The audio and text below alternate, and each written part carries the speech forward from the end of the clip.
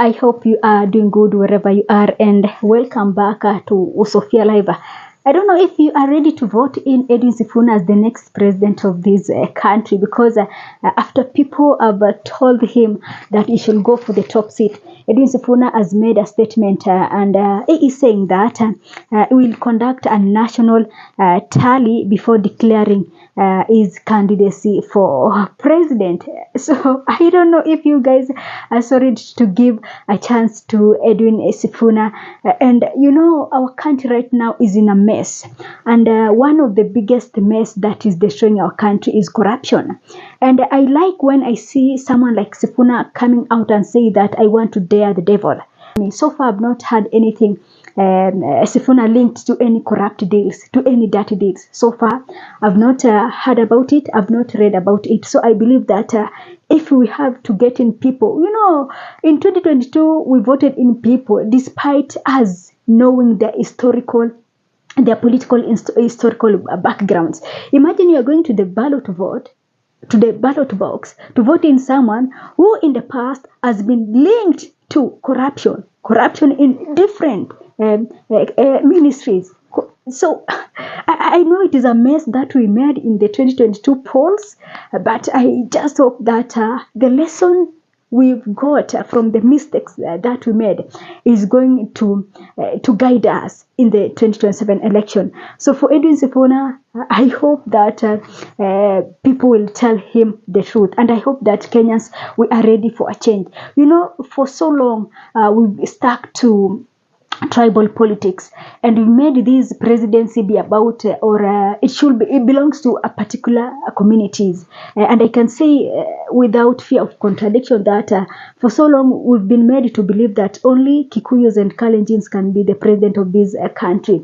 And you can see our presidency has been rotating, has been about Kikuyus, Kalenjins, but right now, I think that what we are going through as the people of this nation, we are now coming to realization that tribal politics is killing our nation, and tribal politics is killing this country. One thing about Sifuna that I like is that he's a man who is not viewed as a person who belongs to a particular tribe.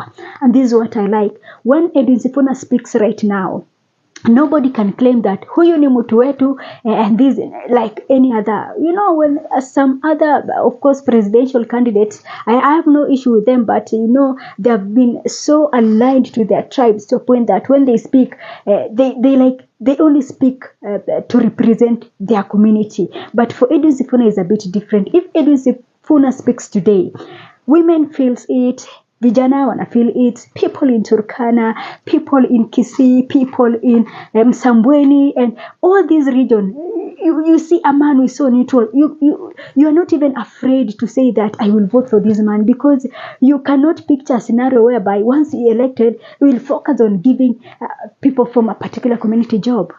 Because of course Edwin Sifuna is a lawyer, he comes from Luya community, but when you see Edwin Sifuna talking, or when you see Edwin Sifuna like you picture him as a president, that thing of is going to be tribal and a focus on Western region is not coming in your mind. Personally, I don't feel it like that way. I feel like this is a man who is going to give a chance to all the communities in this country. Like this is a man who is going to bring the people together.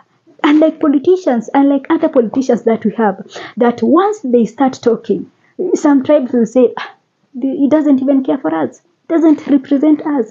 This is a person who is so focused on his tribe, on his people. But for Edwin Sifuna is very different.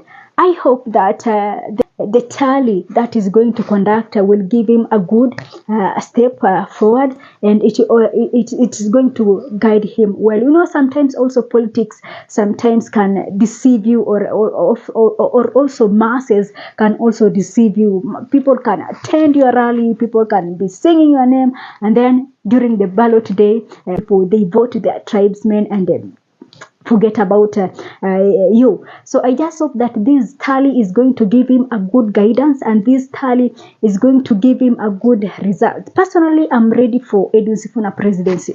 I'm not going to lie about this. I've been yearning for this seat to be occupied by a person who I am not viewing him as a person from a particular tribe. You see, like, it is a person who is going to come in and be the person of generations zote. Is a person who is going to come in and understand what this country needs right now. And is a man who is going to just get in, get elected, and from day first, from day one, he does magic by just getting in the right people without having to consider I'm from this particular community, so I have to put my people first. So me, I'm so ready for Edwin Sifuna presidency. I know it is going to be a challenge by the fact that our politics is very expensive, especially the presidency. That thing is very expensive. You can, when you hear people talks about campaign and everything, it is really, really expensive. But my hope, I'm still hopeful.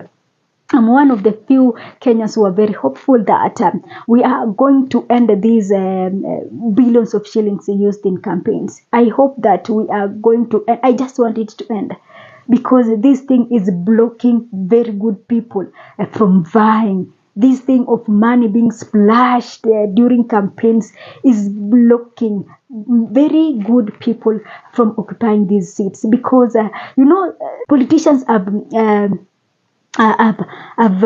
mastered ways of cornering us.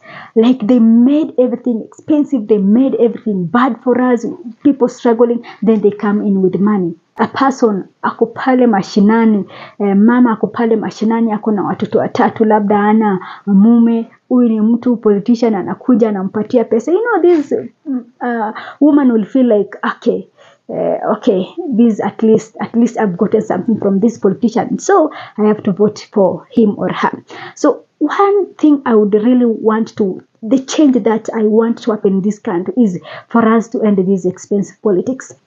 As a country, we are so poor because we are a country that depends on loan. So I don't understand why we have to spend billions of shillings, yet we have a huge debt. We are a country that depends on loan. So one of my things that I want to happen in this election is we have to now end these expensive elections in our country. It has to end. And for Sophia, to be an MP, I have to have over 50 million Kenyan shillings. This to me doesn't make sense. It doesn't make sense. Comparing the lives that Kenyans are living, it doesn't make sense. Why would a politician have 50? Imagine you're spending 50 million Kenyan shillings for campaign. Do you ask yourself how this person, because at the end of the day, this person will want to get his money or her money back.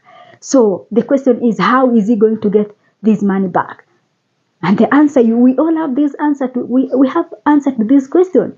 Going back to corruption and stealing of public resources. So the moment we'll make our politics less expensive, it is one of the first steps of ending corruption in this country, and one of the first steps of protecting our resources. Because this expensive politics is what makes the kind of corruption, the kind of looting we are witnessing in our country. Because, sincerely speaking, they have to loot.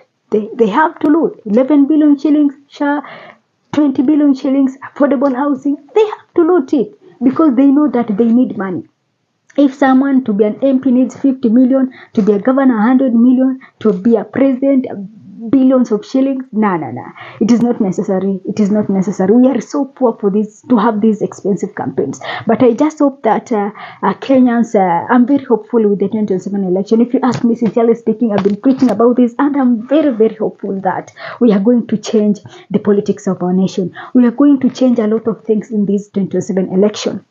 It is possible. It is possible. Now, in 2024 and in 2025 during the Gen Z protest, we really shook the system. The system was shaken.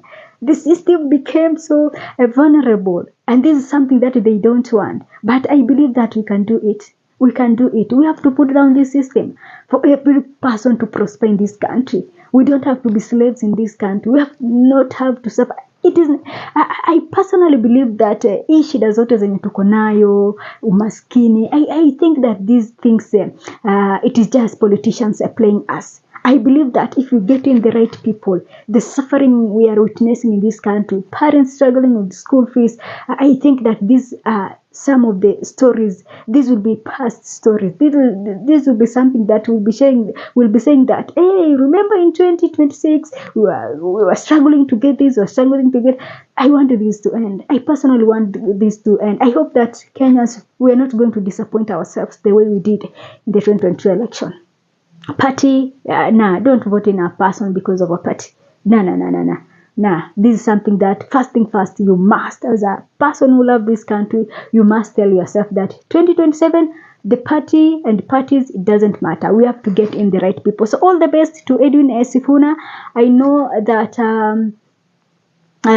it is very challenging, and I know that right now there is a lot you have to focus on from your security. You know what is happening in our country right now, so there is a lot to focus on. But I hope that this national tally is going to give you a good guidance, and I hope that from there you will understand what Kenyans want, and if you get elected, then you will know why what Kenyans want, and your priorities will really be good for Kenya. So allow me to end this video here, guys, for today, and thanks for watching.